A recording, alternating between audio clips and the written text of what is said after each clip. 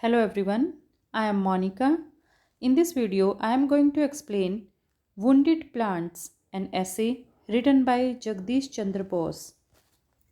Sir Jagdish Chandra Bose was a pioneer of modern science and scientific experiments in India. He was a physicist and researcher.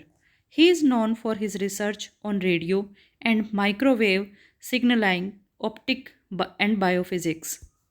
Francis Mott, who got Nobel Prize, remarked that J.C. Bose was at least 60 years ahead of his time. He compared the responses of metals, plants, and animals to electrical, chemical, and mechanical stimulation and documented them in his book Response in the Living and Non Living. He proved that plants feel pain and understand affection and other feelings.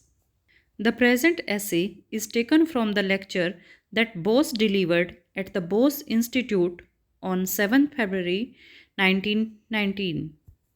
It was published in Anand Bazar Patrika on 10th Feb 1919. In this essay, he draws our attention to the fact that our responses to the sufferings of human beings and plants are altogether different. We simply do not perceive plants sympathetically.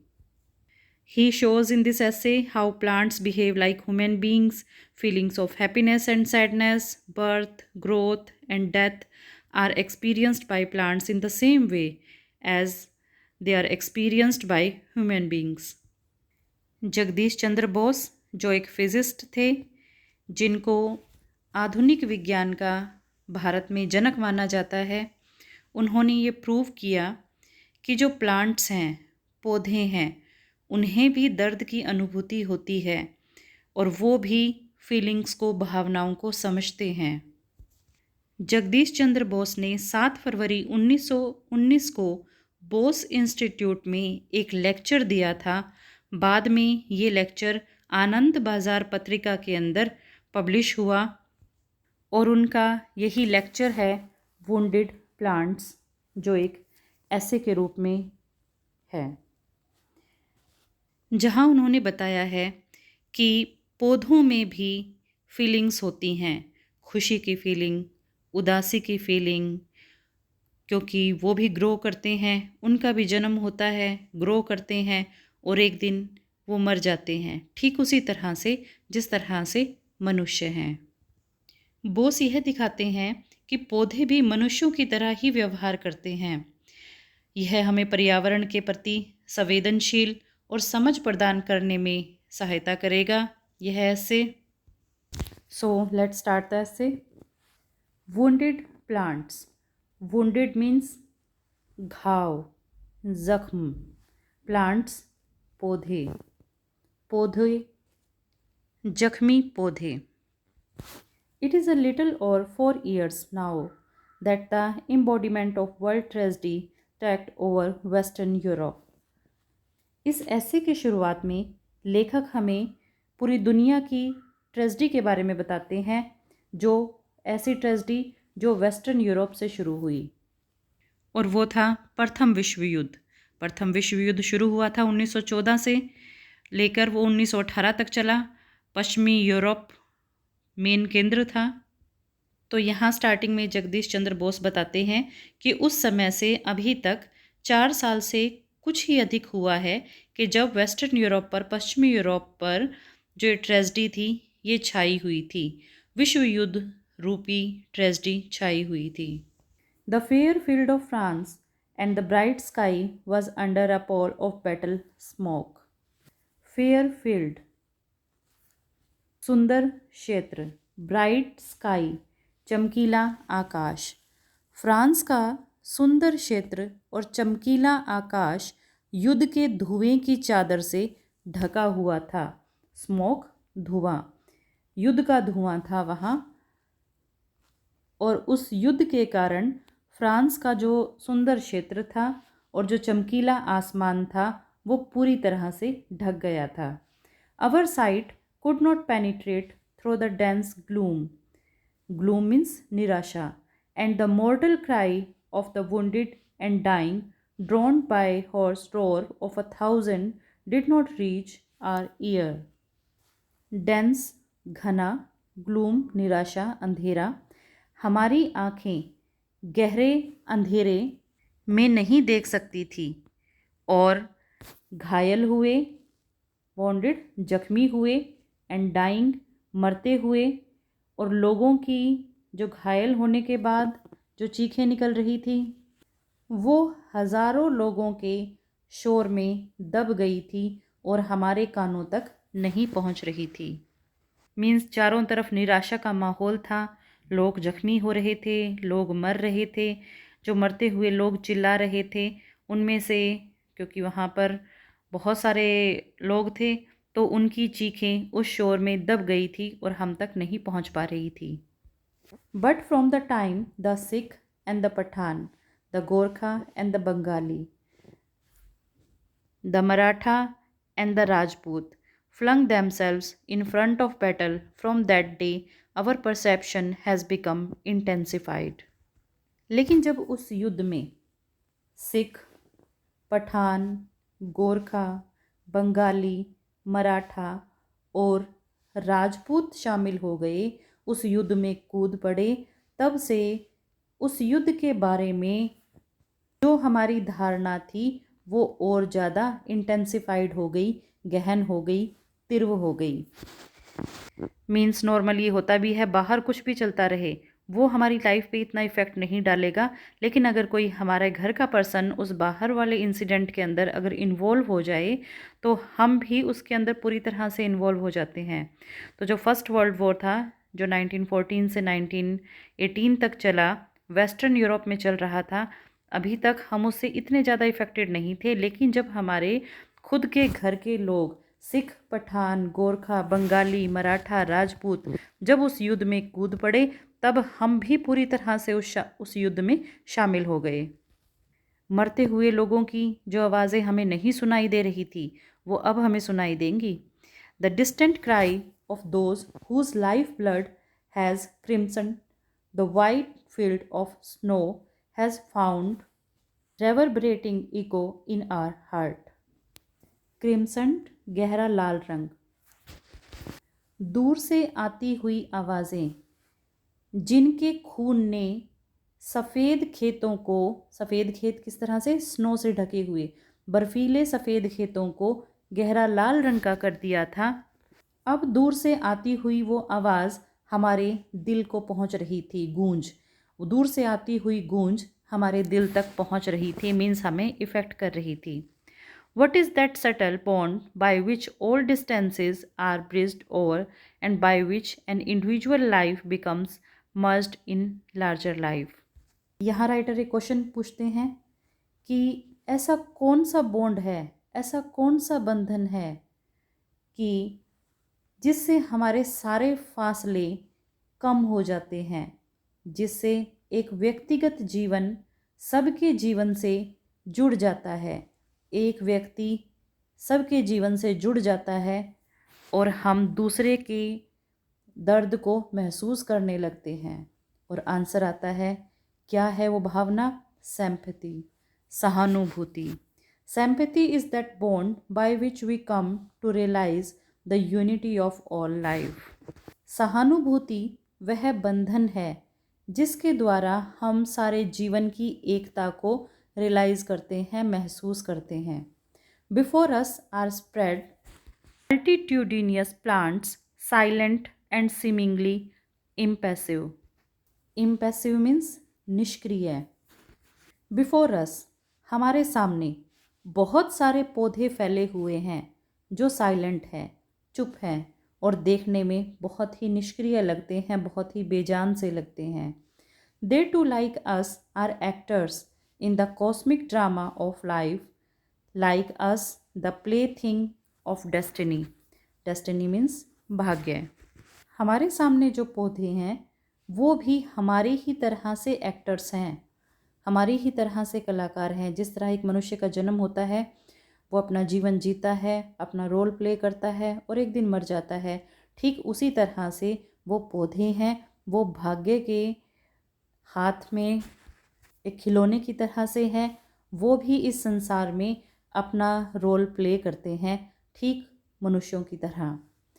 In their checkered life, light and darkness, the warmth of summer and frost of winter, drought and rain, the gentle breeze and whirling tornadoes, life and death alternate. जिस तरह से मनुष्य के जीवन में आता है, ठीक उसी तरह से उन पौधों के जीवन में भी प्रकाश और अंधेरा, गर्मियों की गर्माहट, सर्दियों का पाला या कह सकते हैं सर्दियों की ठंडक, सूखा और बारिश, द जेंटल ब्रीज मंद चलती हुई हवाएं, टोर्नेडो तेज तूफान, जीवन और मृत्यु बारी बारी से आते रहते हैं। तो यहाँ राइटर बताने की कोशिश कर रहा है कि जिस तरह से मनुष्यों के जीवन में ये सभी आते हैं, ठीक उसी तरह से पौधों के जीवन में भी ये सब आते हैं। Various shocks pinch on them, उन्हें बहुत से आघात लगते हैं, but no cry is raised in answer, लेकिन उन आघातों के आवाज़ में किसी तरह की कोई चीख नहीं आती। I shall nevertheless try to decipher some chapters of their life history. यहाँ राइटर कहते हैं कि लेकिन फिर भी मैं उनके जीवन के इतिहास के कुछ अध्यायों को समझाने का कोशिश करूँगा, कि जो उनकी लाइफ हिस्ट्री है उनके कुछ चैप्टर्स को मैं क्लियर करने की कोशिश करूँगा।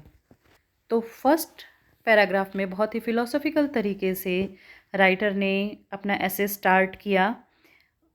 स्टार्टिंग में उन्होंने बताया फर्स्ट वर्ल्ड वॉर की पोजीशन वेस्टर्न यूरोप में हो रहा था, तब तक हम अनअफेक्टेड थे, लेकिन जब हमारे ही पर्सन्स सिख, मराठा, पठान, गोरखा, बंगाली, राजपूत जब उस युद्ध में शामिल हो गए, तब हमें उस युद्ध में की आवाज़ें सुनाई देने लगी, उस युद्ध की चीखें सुनाई देने लगी।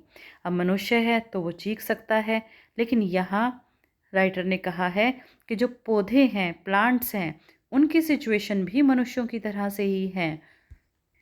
मनुष्यों की तरह ही उनका जन्म होता है, वो ग्रो करते हैं और फिर एक दिन मर जाते हैं। अलग अलग मौसमों का वो अनुभव करते हैं। मनुष्य को अगर चोट लगे तो वो चीखता है, अगर उसे कोई घाव लगे तो वो चीखता है, लेकिन जो पौधे हैं अगर उनको घाव लगे तो वो चीखते भी नहीं हैं, क्योंकि वो चीख सकते नहीं। यहाँ राइटर कहते हैं कि मैं पौधों के बारे में आपको कुछ एक बातों को समझाने की कोशिश करूँगा। और उन्होंने क्या कोशिश की, ये सेकंड पैराग्राफ में है। When a man receives a blow or shock of any kind, his answering cry make us realize that he is hurt, but a mute makes no outcry. जब एक मनुष्य को कोई आघात लगता है, कोई शोक लगता है, किसी तरह की चोट लगती है, तो उसके उत्तर में वो चिल्लाता है। उसकी चिल्लाहट सुनकर हमें एहसास होता है कि वो हर्ट हुआ है, उसे चोट लगती है। लेकिन अगर कोई म्यूट है, चुप है, चुप कौन है? पौधे। जैसे पौधे हैं जिनके पास आवाज़ नहीं है, तो वो चिल्ला भी नहीं सकते। How do we realise his suffering, तो हम उनकी परेशानियों को कैसे महसूस करेंगे? एक व्यक्ति चिल्लाया, हमें पता चला वो परेशानी में है, लेकिन एक पेड़ तो चिल्ला भी नहीं सकता, तो हम किस तरह से उसकी सफरिंग को, उसकी परेशानियों को महसूस करेंगे? We know it by his agonized look, by the convulsive movement of his limbs, and through fellow feeling realize his pain.